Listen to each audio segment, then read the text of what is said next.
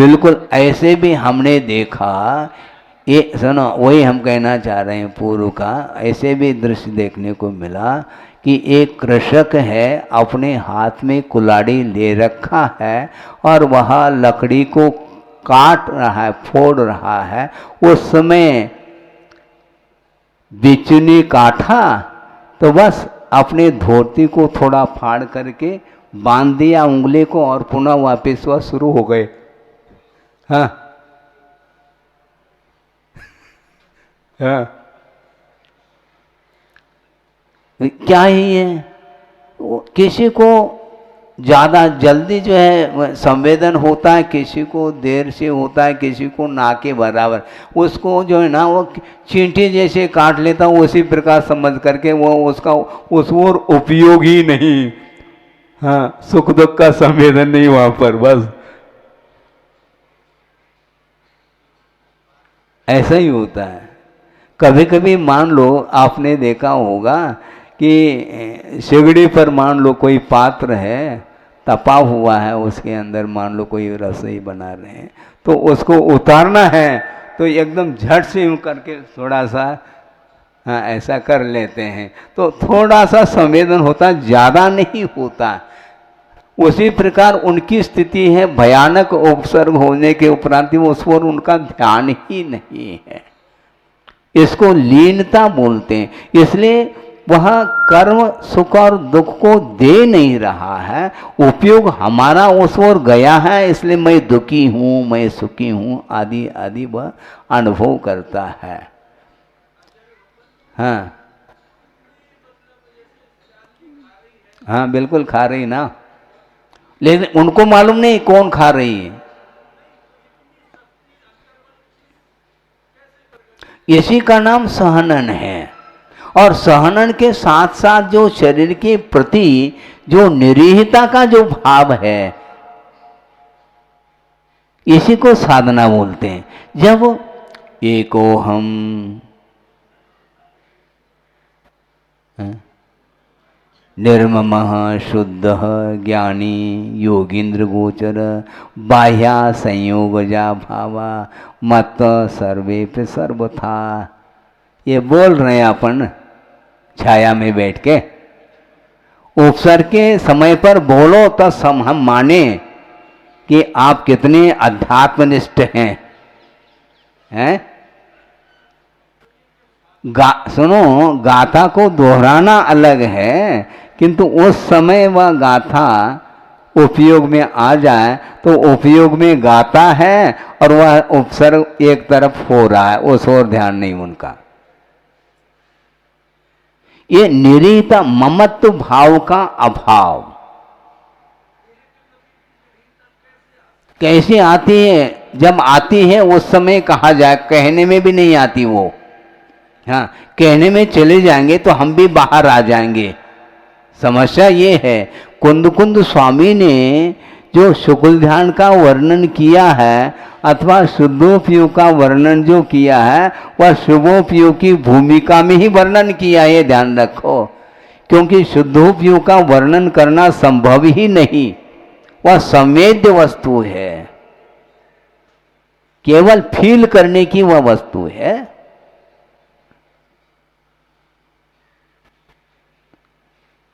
कथन कितने भी करो, स्वाद आना चाहिए। हाँ, आप जो है ना मिश्री के ऊपर चीनी होती है, चीनी, हाँ, खूब अच्छी थीसिस लिखो आप, लेकिन स्वाद नहीं आएगा आपको, क्योंकि मुख में है ही नहीं वो। हाँ हाँ, केवल थियोरेटिकल, हाँ, ऑन पेपर, ठीक है, वो पेपर पर कथन है, लेकिन संवेदन कुछ भी नहीं उसको। तो इसको बोलते हैं सुख और दुख।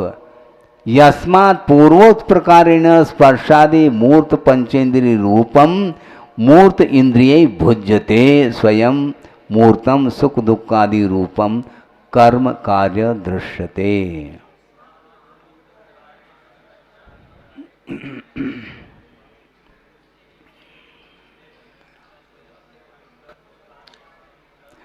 हाँ, क्योंकि पूर्व में कहे अनुसार जो स्पर्शनादि जो मूर्त पंचेंद्रिय रूप जो मूर्त इंद्रियां हैं उनके द्वारा भुज्यते भोगा जाता है।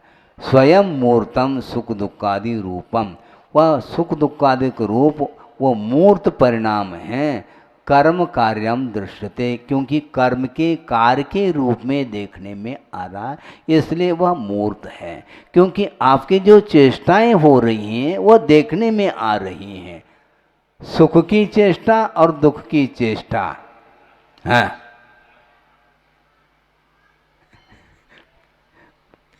आचार्य महाराज ने कहा था कि किसी ने निमंत्रण किया होगा किसी को भोजन के लिए, और बिल्कुल उनके मन के अनुरूप अच्छे स्वादिष्ट जो है पकवान बना करके तैयार किया है और परोस दिया है, और वह प्रारंभ कर लिया उसने भोजन करना। तो वह बीच बीच में पूछता है क्यों, कैसा लग रहा है, यूँ करता है वो। कहने के लिए फुर्सत नहीं, क्योंकि कहने के लिए चले जाऊं तो स्वाद समाप्त हो जाएगा हमारा कथन करते समय। इसलिए वह मुख से प्रसन्नता व्यक्त करके उसको बता रहा है कि बहुत बढ़िया आपने बनाया है, कहा नहीं उसने, किंतु संवेदन करते समय कथन की बात नहीं आती है। बहुत अच्छा है, क्योंकि सुख दुख ये कर्म के कार्य हैं, ऐसा कहा। ये सुख दुख आह्लाद जो है ये कर्म का कार्य है महाराज। हाँ, मन में जो प्रसन्नता आ रही है यह कर्म का कार्य है, और मन में जो अप्रसन्नता आ रही है यह भी कर्म का कार्य है, इसलिए मूर्तिक ऐसा कहा है। तस्मात् कारणात्, तस्मात् इसलिए कारण सदृशम कार्यम भवति इति मत्वा कार्य अनुमानेन ज्ञायन्ति मूर्तानि कर्माणि इति सूत्रार्थः।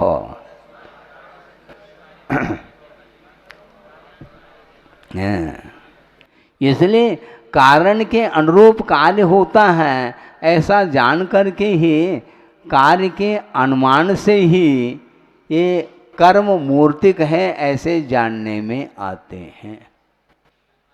हाँ, ये कर्म मूर्तिक है ऐसा कैसा कहा, ये अनुमान के माध्यम से कार्य जो हो रहा है उसके अनुमान से हम जान रहे हैं। क्योंकि कार्य जो देखने में आ रहा है वह संसारी जीव में देखने में आ रहा है, उसकी मुखाकृति को देख करके हम समझ लेते हैं कि इसको साता का उदय चल रहा है। हाँ, क्योंकि बहुत हर्षित है, ये हर्षित ये देखने में कैसा आएगा, मुख को देखेंगे ना। तो यदि मान लो विषाद का अनुभव हो रहा है उसके अंदर, तो उस मुखाकृति को देख करके अनुमान लगाया जाएगा कि इस समय असाता का उदय चल रहा है, इस समय वह वेदना से पीड़ित है। शारीरिक जो चेष्टाएं हैं, वासनिक जो चेष्टाएं हैं, मानसिक जो चेष्टाएं, उनके माध्यम से ही हम कर्म का अनुमान करते हैं कि कर्म मूर्त है। क्योंकि कर्म यदि अमूर्त होता तो इस प्रकार चेष्टाएं देखने को नहीं मिलती, इसलिए कारण सदृशम कार्यम ऐसा कहा। एवं नैयायिक मताश्रित शिष्य संबोधनार्थम नए विभागेन पुण्य पाप द्वयस्य मूर्तत्व समर्थन रूपेण एक सूत्रेण तृतीय स्थलम गतम।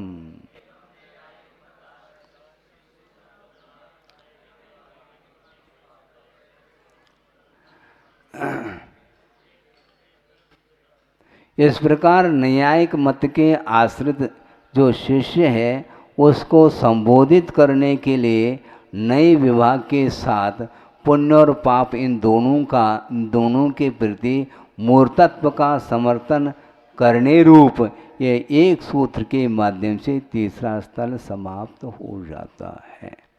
और कोई जिज्ञासा हो तो रखो, नहीं तो आगे बढ़ रहे हैं। हाँ, नहीं अज्ञान, लेकिन अज्ञानी जैसी होते हुए भी जिज्ञासा का समाधान मिलेगा तो वो ज्ञानी हो जाएगा ना। हाँ,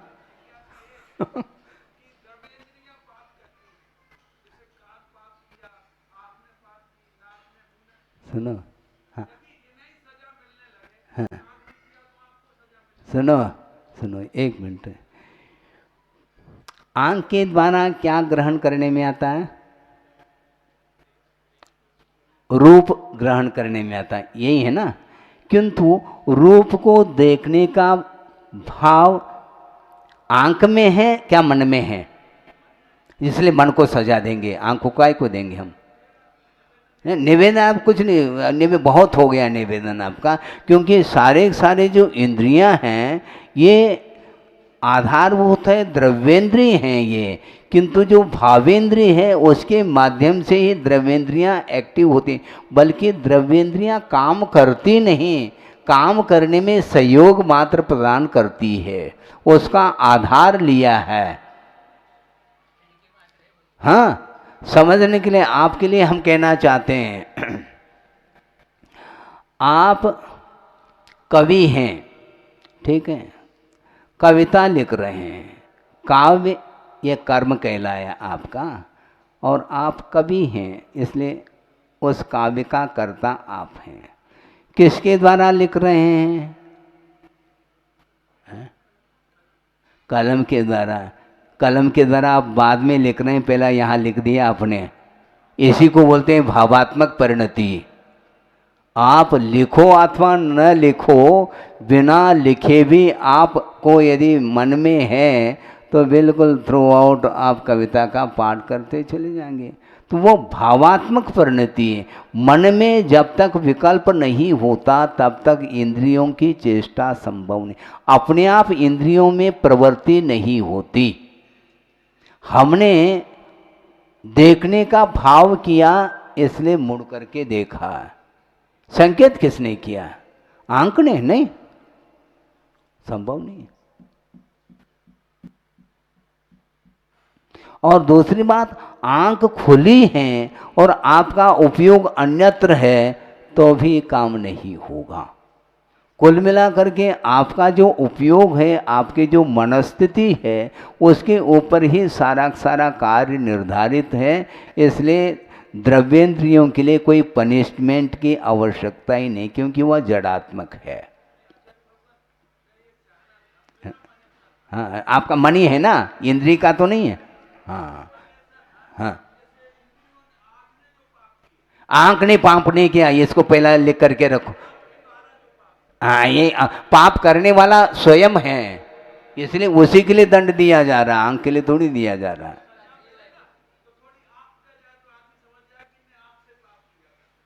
ये व्यवहार में कहने, वस्तुतः पाप के लिए एक जरिए है, माध्यम भर है। वो देखने का भाव हुआ इसलिए आंख के द्वारा ही देखा जाता है। खिड़की बंद है, आप भीतर बैठे हो, देखने का भाव आ गया, है? खोल दिया आपने, अपने आप खिड़की खुल गई क्या? है? क्यों खोल, किसने खोला? तो आपके लिए सजा मिलेगी, खिड़की को थोड़ी सजा मिलेगी। है? उसी प्रकार आपके आंखों के माध्यम से कार्य हुआ है, किंतु कार्य करने वाला तो चेतन आत्मा है ना, उसको सजा मिलेगी। और क्या? बिल्कुल। बहुत अच्छा कहो या न कहो, हम तो यही कहेंगे। नहीं तो किलो आप अच्छा कहेंगे तो हम आपके अनुरूप कहें, ऐसा थोड़ी। हाँ बिल्कुल। मुत्तो फासदि मुत्तम, मुत्तो मुत्तेन बंध मनोहवदि, जीवो मुत्ति विरहितो गाहद ते उगहदी। अब देखो यहाँ पर विषय और नया विषय दिया जा रहा है। मूर्त जो कर्म है वह मूर्त कर्म का स्पर्श करता है, नया विषय है ये। जो मूर्त कर्म है वह मूर्त कर्म का स्पर्श करता है, अर्थात जो चिरंतन जो कर्म सत्ता में विद्यमान है, जिसका आत्मा के साथ संबंध है, वो कर्म, नवीन जो कर्म आया है उसका स्पर्श उसके साथ हो रहा है। इसलिए मुत्तो फासदि मुत्तम, जो मूर्त कर्म को मूर्त कर्म स्पर्श कर रहा है, जो मूर्त कर्म है उसका स्पर्श मूर्त कर्म कर रहा है। और मुत्तो मुत्तेन बंधम अनोहवधि, मूर्त जो कर्म है वह मूर्त कर्म के साथ बंध का अनुभव करता है, इन्हें संश्लेष को प्राप्त होता है। अर्थ यह है नवीन कर्म और चिरंतन कर्म, इन दोनों का भी परस्पर में संश्लेष होता है। उन कर्म प्रदेशों का भी परस्पर में संश्लेष होता है, संश्लेष का अनुभव करते हैं। यानी वो पृथक पृथक नहीं है, क्योंकि जो अनंत जो वर्गनाएं कर्म के रूप में परिणत हुई हैं अभी वर्तमान में, और चिरंतन जो कर्म बैठे हुए हैं उनका इनके साथ परस्पर में संश्लेष हो जाता है। इसको कर्म का कर्म के साथ स्पर्श और कर्म का कर्म के साथ बंध ऐसा कहा। और जीवो मुक्ति विरहित हो, मूर्तिता से रहित जो जीव है, अमूर्तिक जीव, उसको ते गाहदई, उसको ग्रहण करता है, इन्हें बंद करता है। मूर्त जो कर्म है उसके साथ आत्म प्रदेशों का संबंध जुड़ जाता है। और ते ही उगहदे, उनके द्वारा वह स्वयं भी बंध जाता है। दोनों बंध रहे हैं, वो भी बंध का अनुभव कर रहे हैं और जीव और आत्मा के साथ दो प्रकार से बंध की व्यवस्था चल रही, कर्म का कर्म के साथ और जीव का कर्म के साथ, दोनों प्रकार के बंध की व्यवस्था यहाँ पर गाथा में कही है। और इसका ये विश्लेषण टीका के माध्यम से होगा। अथ चिरंतन अभिनव मूर्त कर्मणो हो तथैव अमूर्त जीव मूर्त कर्मणोश्च नई विभागेन बंध प्रकारम कथयति।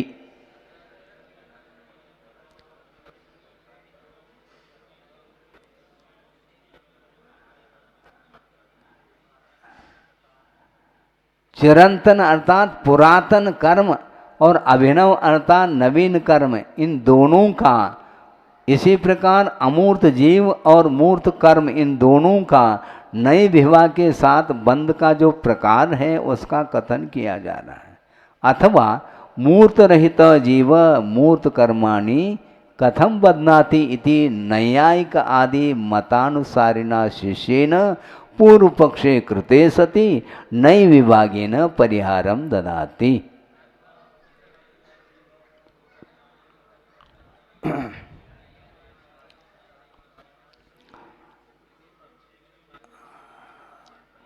अथवा मूर्तिपन से रहित जो जीव है, अमूर्तिक जीव, वो मूर्त कर्म का बंध कैसा करता है।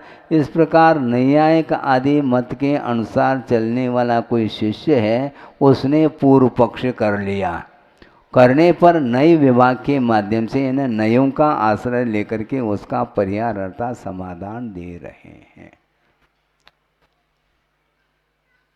समय हो गया है, टीका कल देख लें।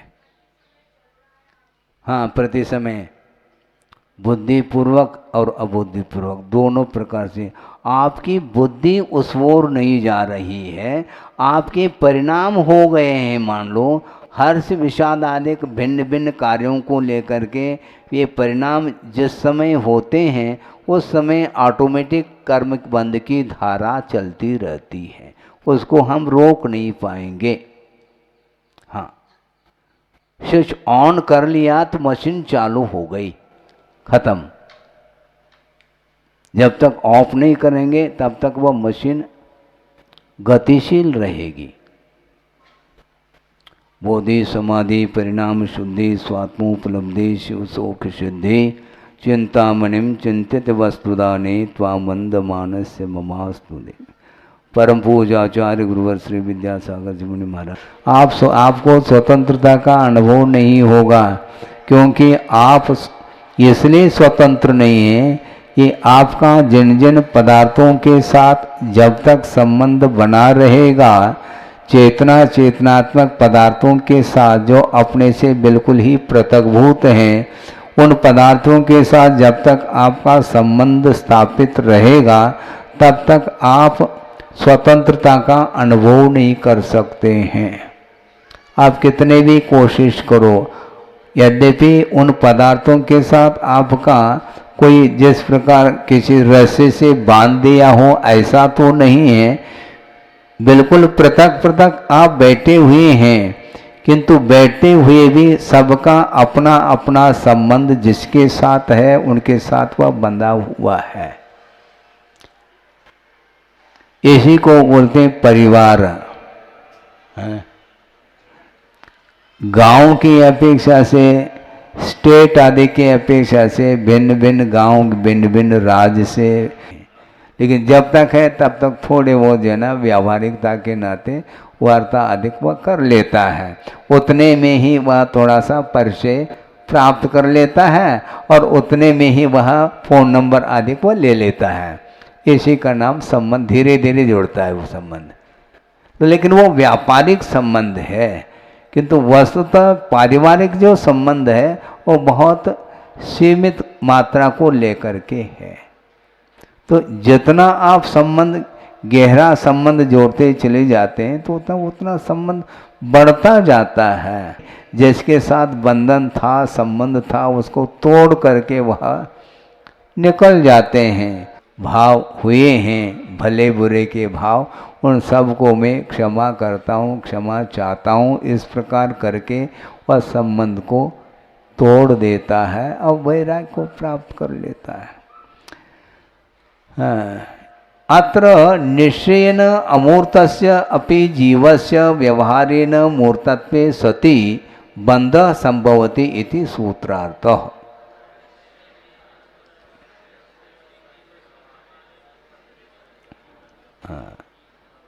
इस प्रकार यहाँ पर निश्चय नहीं की अपेक्षा से अमूर्त जो जीव है उसका व्यवहार नहीं की अपेक्षा से उसमें मूर्तता आई है।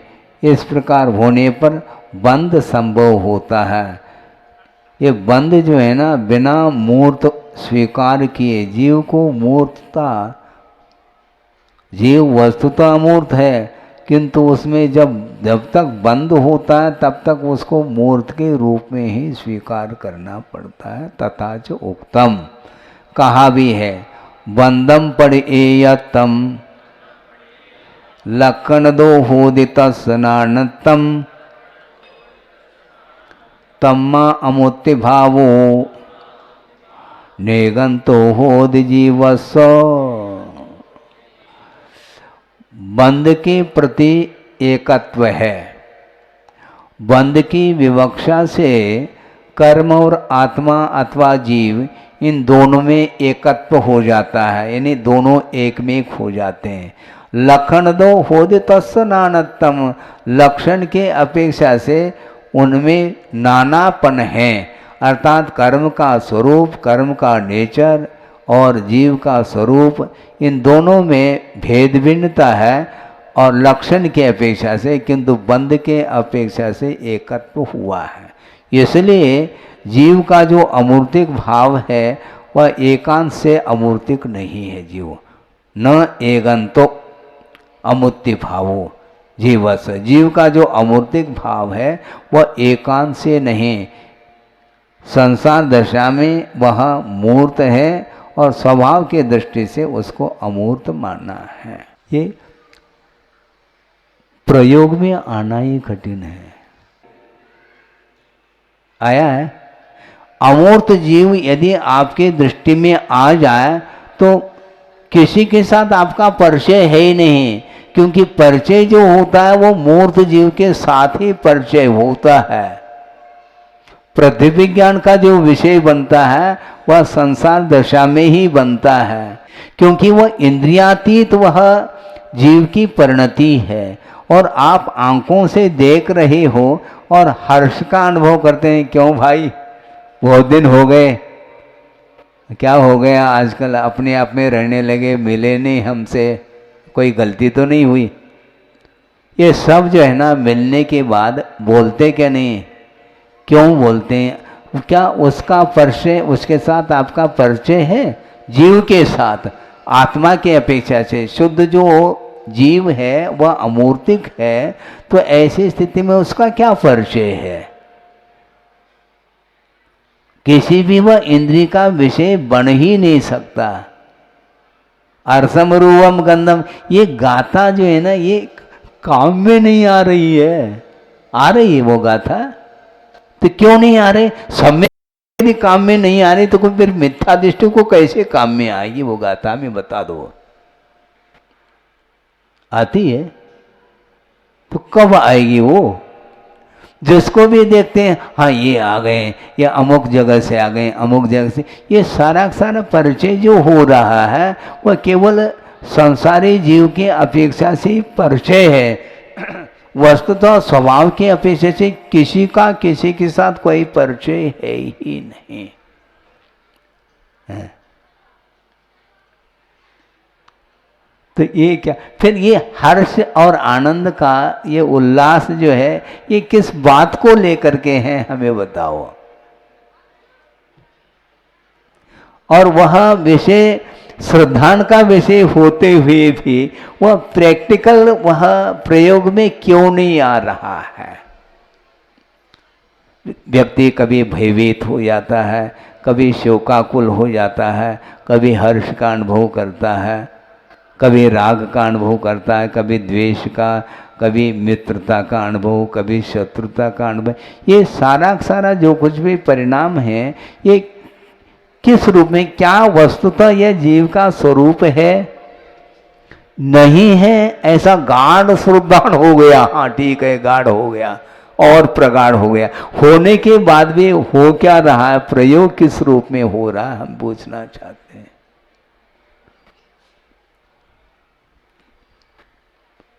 मति ज्ञान के द्वारा, श्रुत ज्ञान के द्वारा जो कुछ भी पकड़ में आ रहा, वो मूर्तिक वस्तु ही पकड़ में आ रही है। श्रद्धान के अपेक्षा से कह दो ये जीव है क्योंकि इसमें चेतनता है, आदि आदि। लेकिन वस्तुतः चैतन्य जो गुण है, उस गुण की ओर दृष्टि क्यों नहीं जाती? उस चैतन्य परिणति की ओर दृष्टि चली जाए तो निश्चित रूप से वस्तुतः कुछ भी हर्ष विषाद हाथ लग नहीं सकता। न उसमें दीनहीनता का अनुभव होगा उसको, न अहंकार का अनुभव होगा। किसका? वो तटस्थ रहे, कुछ भी नहीं।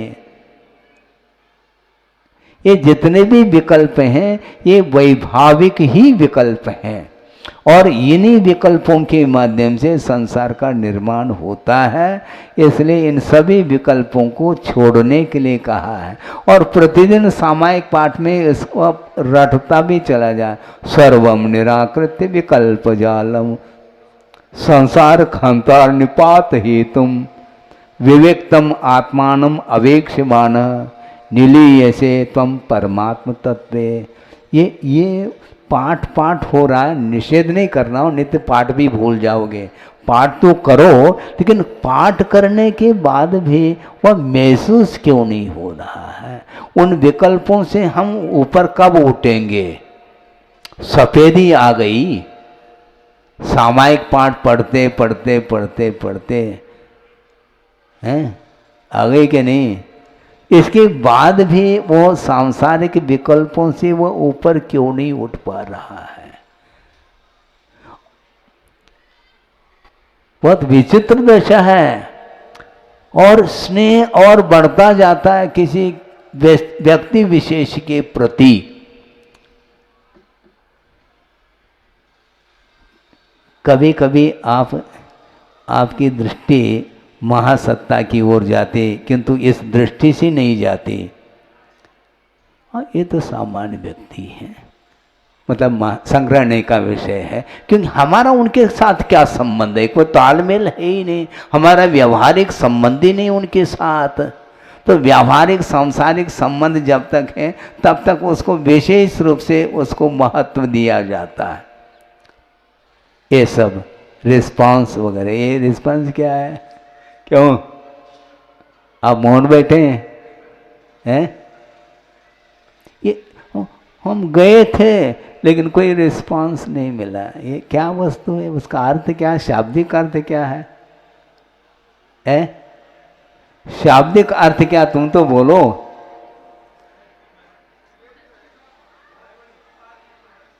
क्या है रिस्पांस जो बोलते हैं आप, उसका अर्थ क्या है हम चाहते हैं? हैं? अच्छा, आपका महत्व मतलब श्रवण से अधिक है क्या? हम ये पूछना चाहते हैं। आप हमारा कोई महत्व ही नहीं, तो आपका महत्व भगवान से ज्यादा है क्या? गुरु से ज्यादा है क्या? श्रवण से ज्यादा है क्या? इसका अर्थ आप क्या चाहते हैं, क्या है? मान लो नमोस्तु कर लिया, हाँ आशीर्वाद, अच्छा धर्म वृद्धि रस्तु, इतना हो गया, इसमें संतुष्टि नहीं, वो सम्मान चाहता है। बहुत विचित्र दशा है।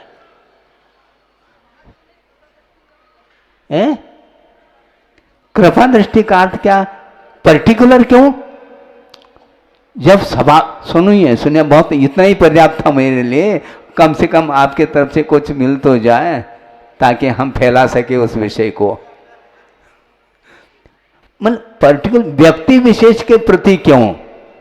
जब सभा बैठी है तो सभा के ऊपर कृपा है, तो आपके ऊपर भी छींटे आ गए होंगे कृपा की, क्या नहीं आए? ये सब क्या है? ये इसी को बोलते, वो अपने आप को वीआईपी मानना चाहता है। समस्या ये खड़ी हो रही, अन्यथा न रखो। आपको निमित्त बना करके हम सबके लिए कह रहे हैं, केवल पर्टिकुलर आपके लिए स्वाध्याय नहीं चल रहा है। व्यक्ति विशेष के प्रति, विशेष और सामान्य क्या? सब तो सामान्य, किंतु हम थोड़े सामान्य, हम विशेष हैं। आपने अपने आप को विशेष मान लिया।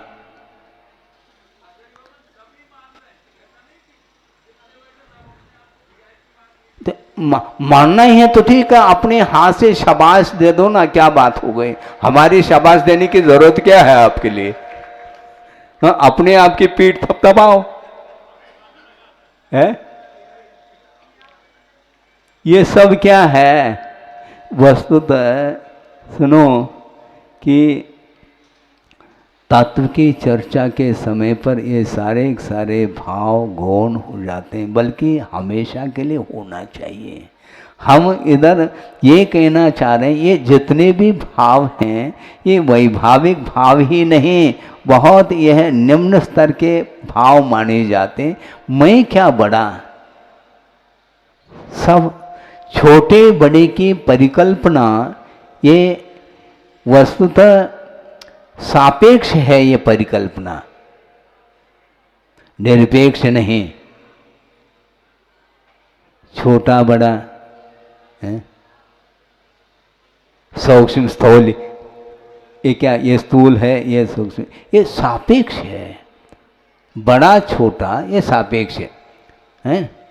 कोई 80 साल का है वो बड़ा है, क्योंकि 70 साल की अपेक्षा से वो बड़ा तो कहलाया, और उसके सामने 90 साल का आ गया तो वो पुनः छोटा हो गया। ये तो होता ही जाता है, हमेशा बड़ा नहीं रहता। किसी ने कोई न कोई आ जाएगा वो छोटा होगा। हाँ, ऊंट कितना भी वह ऊंचा क्यों न हो, किंतु पहाड़ के सामने वो छोटा ही कहलाया है। तो आप अतिरिक्त क्या चाह रहे हैं? कोई कह सकता है, उसके पहले मैं ही कह दूं तो ज़्यादा अच्छा है कि महाराज समूह शरण में सुनते हैं कि एक दिन में 4 बार दिव्य ध्वनि गिरती है। 4 बार है ना? हाँ, अलग अलग समय में। इसके बाद भी कोई विशिष्ट पुण्यात्मा पहुंच जाता है तो दिव्य ध्वनि बीच में और भी गिरती है। इसका अर्थ कोई वीआईपी आ गया। उसी प्रकार हम भी वीआईपी हैं महाराज। क्या? सोचो, विचार करो। सुनो, वस्तुतः भगवान का कोई भाव नहीं, किंतु सामने जो उपादान को लेकर के पहुंचा है उसका यह प्रभाव है। उसके कारण अकाल में भी दिव्य ध्वनि खिर रही है, खिराई नहीं जा रही, ये ध्यान रखो। हाँ, रविवार नहीं भी हो तो सोमवार के दिन भी हम प्रवचन कर सकते हैं, क्योंकि भीड़ को दे करके, किंतु हम करने का विकल्प हमें है ना, भगवान को थोड़ी। विकल्प है, चक्रवर्ती आ गया तो खिरना ही चाहिए, नहीं तो वो क्या कहेगा। हाँ, वो क्या कहता है, कहने के पहले ही केवल ज्ञान में आया है। वस्तुतः हम कहना ये चाहते हैं कि ये बड़प्पन की जो बात है वो ठीक नहीं है। यथाजात जो रूप है वही वस्तुतः विराग रूप माना जाता है। अब ये भी कह रहे हैं सुखी रहे सब जीव जगत के, तो ठीक है ना, हम बाद में सुखी हो जाए हमें कोई दिक्कत नहीं, सामने वाला पहला सुखी हो ऐसा भाव रखो ना। ऐसा जो भाव रखता है वह लघु माना जाता है, लघु बनना सीखो, ऐसा गुरुदेव कहते हैं। क्योंकि लघुता से प्रभुता मिले और प्रभुता से प्रभु दूर।